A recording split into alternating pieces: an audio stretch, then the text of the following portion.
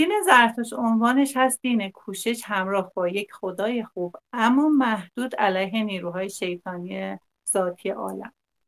تو که دین بهش میگن دین پارسیان، چون منشأش از پارس تو سرزمین ایران بوده. تو کتاب مقدس یهود از خود دین نام برده نشده، ولی از سلاطین ایران تو 8 صحیفه تورات اسم شده. تو انجیل متی میخونیم اولین کسایی که به دیدار عیسی تازه تولد شده اومدن از حکمای سمت شرق بودن، به نام مغ خوانده میشدن که همون احتمالاً همون روحانیون زرتشتی رو میگه. زرتشتیان تنها گروهی از پیروان ادیان دیگه هستن که خیلی به نحو قابل توجهی تو کتابای مقدس ازشون تقدیر شد. یهوه از پادشاه زرتشتی کوروش با عنوان مسیح خیش یا چوپان من اسم برده. در یهود گفته از آغاز صحیفه های عهد عتیق تا زمان اشعیا نبی منشأ همه چیز از جمله شرع یهوه خداوند. اما بعد از دوران تبعید این نکته جالبه که از طریق دین زرتشت واژه شیطان وارد دین یهود شد و جایگزین یهوه شد. در بابل یهودیان به خاطر تماسی که با زرتشتیان داشتن یه ایده های ازشون وام گرفتن، مثلا عبارات فرشتگان و شیطان، ظهور منجی بزرگ، به سطح نهایی و قضاوت الهی و حتی زندگی قابل تصویر اخروی رو یه دین یهود از اونا اقتباس کرده، از زرتشت گرفته بود. مسلما واژه عیسوی بهشتم از لحاظ ریشه شناسی از زبان پارسی گرفته شد. در نمازهای یومیه‌ای که امروزه هم میخونن زرتشتیان اقرار به ایمان توش ذکر میشه. عبارتش هست توی نمازشون میگن بله من ایمان به مزدا را تحسین میکنم، ایمان مقدسی که با نفوذترین، بهترین و زیباترین دینی است که در 400 دهه وجود داشته و یا در آینده وجود خواهد داشت. ایمان به اهورا مکتب زرتشت. گفته در 400 سال گذشته زرتشتیان هدف اولیه بنیانگذار خودشون رو از دست دادن، بیشتر به صورت موروثی مونده بودن که تعدادشون گفته الان 150,000 نفره که اکثرا هم تو هند زندگی میکنن. قرن 7 میلادی بعد از حمله اعراب به ایران از ایران فرار کردن، به هند رفتن، اما این حدود 30,000 نفری که تو ایران سکونت دارن به گبرها معروف هستن. البته این منبع این کتاب مال حدود 100 سال پیشه که این آمار رو داده. گفته در مورد اصل وجودش که اصلا زرتشت وجود داشته یا نه، یا تاریخ زندگیش هم اختلاف نظرهای زیادی است. بعضیا میگن از 6,000 سال قبل از میلاد بوده تا 700 سال قبل از میلاد بهش نسبت دادن که زندگی میکرد. ادعا شده در مورد تولد این منجی بزرگ یه پیشگویی قبلا انجام شده بود. گفته شده فرح ایزدی یا اهورامزدا به دختری که بعدها مادر زرتشت شد منتقل شد. این فرح از نور بیپایان نازل شد و با مادر زرتشت که 15 ساله بود در هم آمیخت. گفتی شگفتی هایی که در مورد این زن جوان ازدواج نکرده و بسیار استثنایی وجود داشت به جز تصور سحر و جادو برای خانواده‌اش توجیه پذیر نبود. زرتشت از پسر بچگی به نحو بی سابقه حکیم بوده. گفتم خرد قوی، احتیاط کاری و رفتار زرتشت و حکیمانه بودن پاسخهاش در دوران کودکی تعجب همگان رو برمی‌انگیخت. اینا در متونشون اومد. وقتی 15 ساله شد کمربند مقدس رو به عنوان سمبل سرسپردگی به یک زندگی دینی انتخاب کرد. نسبت به فقرا و حیوانات بسیار مددکار و مهربان بود و وقتی که به 20 سالگی رسید بدون جلب رضایت پدر و مادرش منزل رو ترک کرد و راه سرگردانی رو در پیش گرفت و خودش رو وقف دین کرد. دوباره عبارتش که اومده گفته هنگامی که پدرش در جستجوی همسر برای برآمد، زرتشت در صدد مخالفت برآمده و برخلاف عرف آن دوران گفت که میخواد اول دختر رو ببینه و بعد بپسنده و بعد ازدواج کنه. مثل اینکه این کار خیلی عجیبی بوده اون دوران.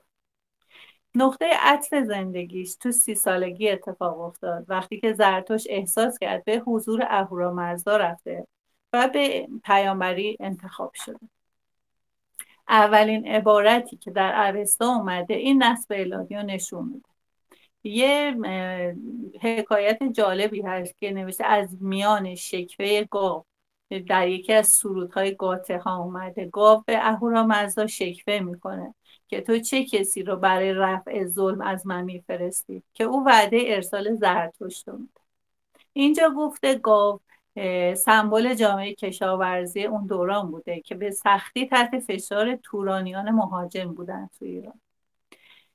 گفته شده اهورامزدا زرتشت رو به خاطر حساسیت و تناسب آشکارش برای این کار انتخاب کرد. با این حال گاو اعتراض کرد، گفت در او خدایی را که فردی بی قدرت، ترسو و بزدل خواهند یافت. توی طول 10 سال بعدی 7 تا کنفرانس دیگه با اهورامزدا داشت. نقش شده از گفته های زرتشت من ابتدا به وسیله تو معین گردیدم، به همه با تنفر روحی نگاه میکنم. و باز هم گفته این را تو ای مزدا به ما بگو تا ما آن را از زبان و دهان خودتو بشنویم که من میتوانم تمام افراد زنده را به این دین درآورم.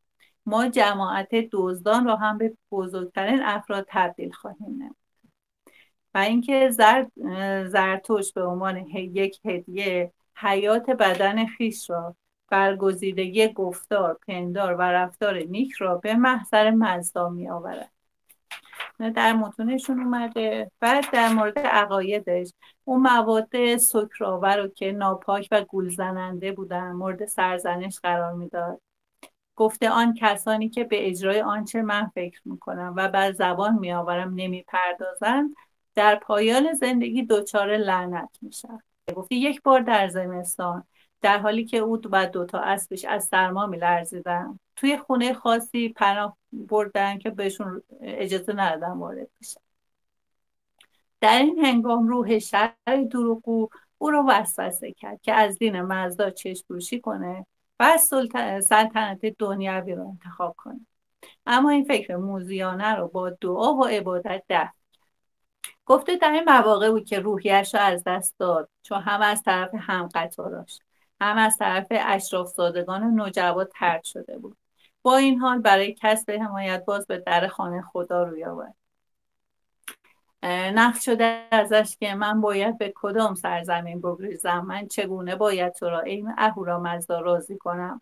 من توفیق نیافتم، چارپایان اندکی دارم، افراد کمی هم دور و بر من هستند. من پیش تو گریه می کنم. تو ای اهورا این منظره رو تماشا کن و همان گونه که یک دوست از دوست دیگر حمایت می کند تو هم مرا پشتیبانی نمای و از راه حقیقت به من تعلیم ده که چگونه پندار نیک کسب کنم. من این را از تو میپرسم، به من بگو واقعا ای اهورا آیا من حقیقتا آن وعده ای را که داده شده بود به دست خواهم آورد؟ حتی همان 10 مادیان با اسب نر و یک شتری را که به من قول داده شده بود. و ای مزدا از ناحیه تو هدیه آتی رفاه و جاودانگی. گفته توی این مدت 10 سال تبلیغ فقط 1 نفر فقیر بهش ایمان آورده بود. نقطه عطف زندگی زرتشت وقتی بود که پادشاه اون زمان ویشتاس دین زرتشت رو قبول کرد. به اضافه اون برادر پادشاه، پسرش و یکی از مشاوران دربار و وزیر اعظم هم به این دین ایمان آوردن. اسامی 82 نفر اولین کسانی که این دین رو پذیرفتن از جمله شخص پادشاه تو متون زرتشتی ثبت شد. زرتشت با دختر مشاور پادشاه ازدواج کرد. اومده که زرتشت نیکوکار 3 همسر داشت که هر 3 نفر بعد از مرگ او در قید حیات بود. از زرتشت 3 پسر و 3 دختر به وجود اومد. پسر زرتشت خورسچیهار یه فرد جنگجویی بوده که فرماندهی ارتش یکی از پسران ویشتاس رو به عهده داشت. یکی از دختراش هم با وزیر اعظم ازدواج کرد. سرود جشن عروسیش یکی از فصول کتب مقدس زرتشتی که توسط خود زرتشت نوشته شده بود. شخص پادشاه از مبلغین و ناشرین بزرگ دین شد. گفتن که پادشاه دین زرتشتی را قبول نموده و آن را به یک جریان جهانی تبدیل کرد و همینطور اومده پسران پادشاه هم آن را همچون یوغی پذیرفته و حتی به منظور تبلیغ آن به آسیای صغیر و هند که خارج از قلمرو سلطنت بود مسافرت کردند.